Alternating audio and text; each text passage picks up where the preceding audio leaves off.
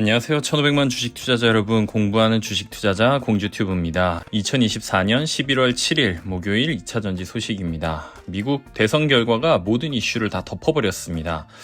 어제도 영상을 한참 만들다가 미국 대선 결과가 나오면서 갑자기 맥이 탁 풀려서 그냥 덮어버렸는데요. 대선 결과에 따른 영향 차이가 크지 않다고 미리 다 공부는 해놨지만 막상 또 결과가 이렇게 나오고 주가가 폭락하는 걸 보니 마음이 좋진 않네요. 이럴 때일수록 더 많이 공부하는 것만한 게 없죠. 그 외에도 2차전지 섹터에 투자하고 계시는 분들께 도움이 될 만한 흥미로운 소식들을 중요한 것만 간추려서 소개해드리고 있으니 아무리 바쁘시더라도 이 정도는 꼭 확인해 두시는 걸 추천해드립니다. 첫 번째 기사는 조선일보 이민석 기자님의 돌아온 트럼프 더욱 강력해진 미국 우선주의입니다. 미국 대통령 선거에서 공화당 도널드 트럼프 전 대통령이 결국 승리했습니다. 당초 박빙이라는 예상을 깨고 압도적인 승리를 거뒀다는 평가가 많은데 왜 이런 결과가 나왔는지나 방위비, 우크라이나 전쟁 이런 데에 미칠 영향은 저희 채널에서 굳이 다룰 필요가 없으니 2차전지 분야에 미칠 영향만 짚어보자면 결과적으로는 당연히 좋을 건 없습니다.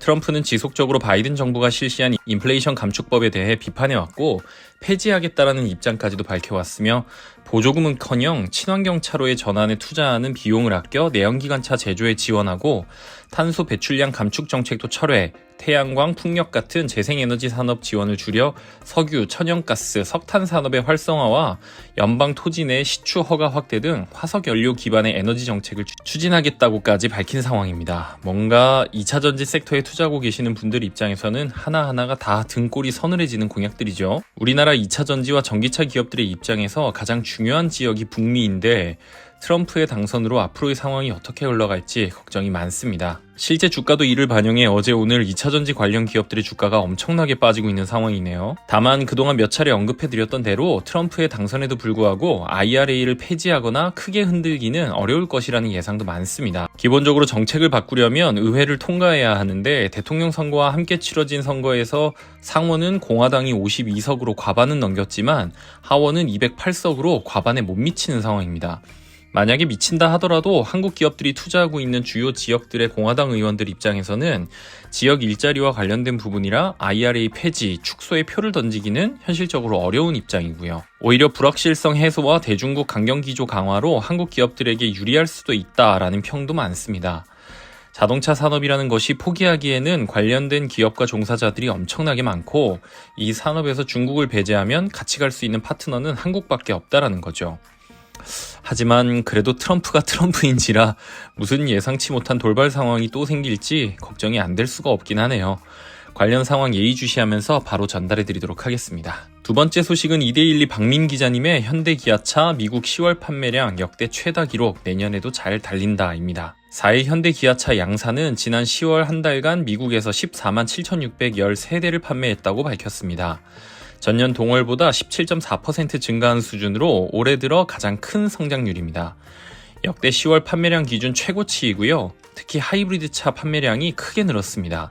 전년보다 64.9%나 증가한 2만 1,679대를 판매해 월간 최다 판매 기록을 다시 썼습니다.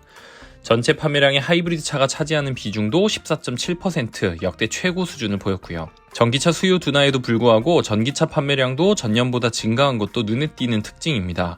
양사의 전기차 판매량은 9,985대로 전년 동기보다 30.3% 증가했습니다. 현대차 그룹 관계자는 하이브리드 차와 전기차 판매량이 늘면서 전체 친환경차 판매량이 3만 1,668대로 지난해 같은 기간 대비 52% 증가했다고 밝혔는데요. 전체 판매량에서 친환경차가 차지하는 비중도 21.5% 늘었습니다. 미국 대통령 선거의 결과에 따라 IRA 보조금, 무역 관세 문제 등 많은 변화가 있을지 모른다라는 우려가 많은데 현대차 그룹은 미국 내 생산시설을 이미 갖추고 있는 데다 이달부터 조지아주에 있는 신공장 HMGMA도 추가로 가동에 들어가면 관세 인상 등의 무역 장벽에도 유연하게 대응할 수 있을 것으로 보입니다.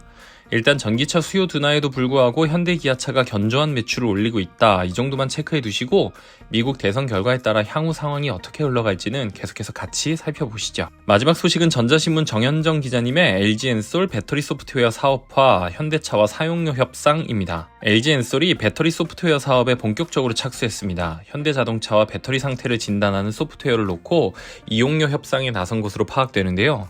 그동안 현대자동차에 무상으로 공급해오던 소프트웨어에 과금을 하겠다라는 것이 골자입니다. LG 엔솔이 안전진단 소프트웨어에 대한 유료화에 나선 게 확인된 것은 이번이 처음입니다. 앞으로 다른 완성차 업체나 고객사에도 과금을 요구하고 있거나 할 것으로 보이는데요. 배터리 안전진단 소프트웨어는 배터리 관리 시스템 데이터를 기반으로 배터리의 이상 유무나 상태를 파악하는 것으로 배터리 전류나 전압, 온도 등 데이터를 모니터링하며 배터리가 최적의 성능을 발휘하도록 돕고 문제를 사전에 감지하는데 클라우드와 인공지능 등을 결합해 이를 수행합니다. 뿐만 아니라 배터리 퇴화나 수명 예측도 하고요. LG 엔솔은 이제 사업화의 기반이 마련됐다고 판단해 고객사를 상대로 본격적인 과금을 요구하고 나선 것으로 풀이됩니다.